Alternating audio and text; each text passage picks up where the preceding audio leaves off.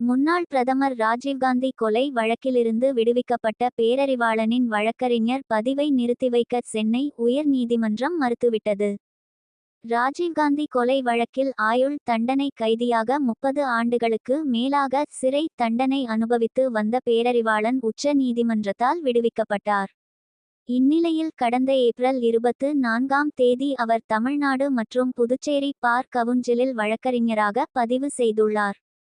அவரை வழக்கறிஞராக பதிவு செய்ததை சட்டவிரோதம் என அறிவிக்க கோரி காங்கிரஸ் எம்.பி.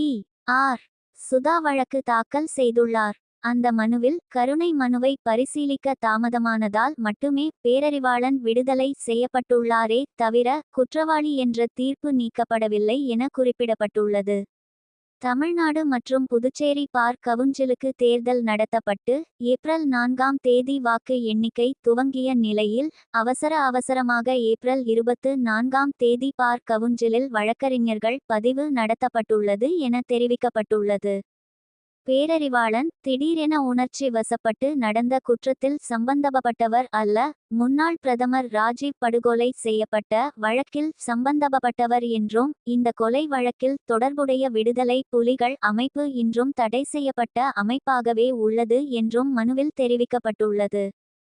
வழக்கறிஞராக பேரறிவாளனை பதிவு செய்தது சட்டவிரோதமானது என அறிவிக்க வேண்டும். மரண தண்டனை மற்றும் ஆயுள் தண்டனை விதிக்கப்பட்டு விடுதலையான 2 ஆண்டுகளுக்கு பிறகு வழக்கறிஞராக பதிவு செய்ய அனுமதிக்கும் வழக்கறிஞர் சட்ட பிரிவை சட்டவிரோதமானது என அறிவிக்க வேண்டும். பேரறிவாளன் வழக்கறிஞராக பதிவு செய்த முறை குறித்து சிபிஐ விசாரணைக்கு உத்தரவிட வேண்டும் என கோரிக்கை விடுக்கப்பட்டுள்ளது. இந்த வழக்கு நீதிபதிகள் எல். விக்டோரியா கௌரி, என். செந்தில்குமார் அமர்வில் விசாரணைக்கு வந்தபோது பேரறிவாளனின் வழக்கறிஞர் பதிவை நிறுத்திவைக்க வேண்டும் என மனுதாரர் தரப்பில் கோரிக்கை வைக்கப்பட்டது.